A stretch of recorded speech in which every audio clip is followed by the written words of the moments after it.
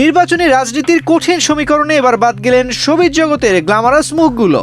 জাতীয় সংসদের সংরক্ষিত নারী আসন ঘিরে আশার প্রদীপ জ্বালিয়েছিলেন এক ঝাঁক তারকা, কিন্তু শেষ পর্যন্ত বিএনপির মনোনয়ন বোর্ডে জয় হলো ত্যাগী ও রাজপথের পরীক্ষিত নেতৃত্বে।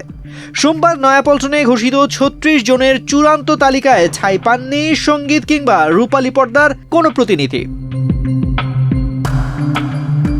মনোনয়ন প্রত্যাশীদের ভিড়ে এবার বিশেষ নজরে ছিলেন প্রখ্যাত কণ্ঠশিল্পী বেবী নাজনীন, কনক চাপা ও রিজিয়া পারভিন, পাশাপাশি অভিনেত্রী রুকাইয়া জাহান চমক, নৃত্যশিল্পী ফারহানা চৌধুরী বেবী এবং মডেল মেঘনা আলমের মনোনয়ন ফর্ম সংগ্রহ করা নিয়ে রাজনৈতিক ও সামাজিক মাধ্যমে ব্যাপক আলোচনা হয়েছিল।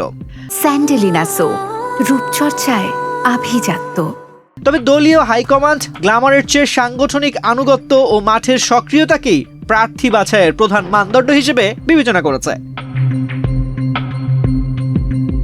ঘোষিত তালিকায় মূলত তাদেরই প্রাধান্য দেওয়া হয়েছে যারা গত ১.৫ দশকে প্রতিকূল পরিস্থিতিতেও দলের পতাকা ধরে রেখেছিলেন।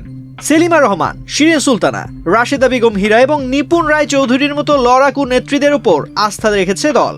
এছাড়া সানশীলা জেবরিন ও শাকিলা ফারজানাদের মতো উচ্চশিক্ষিত ও তরুণ নেতৃত্বে বেছে নিয়ে বিএনপি সংসদে একটি শক্তিশালী প্যানেল গঠনের চেষ্টা করেছে।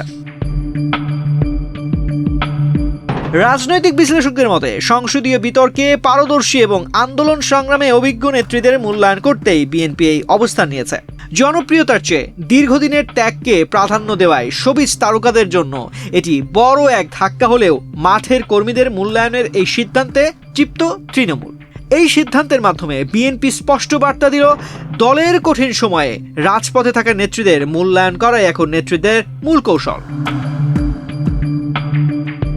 তানজির রহমান, বাংলাদেশ প্রতিদিন।